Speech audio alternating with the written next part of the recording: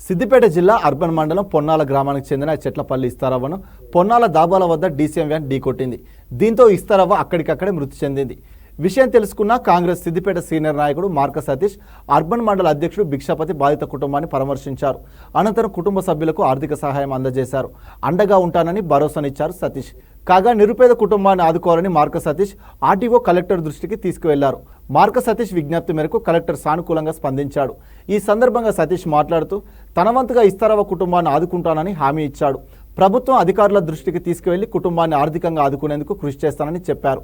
కాంగ్రెస్ ప్రభుత్వం పేదల అభివృద్ధి ధ్యేయంగా పనిచేస్తుందన్నారు. తన విజ్ఞప్తి మేరకు సానుకూలంగా స్పందించిన కలెక్టర్కు కృతజ్ఞతలు తెలిపారు మార్క సతీష్.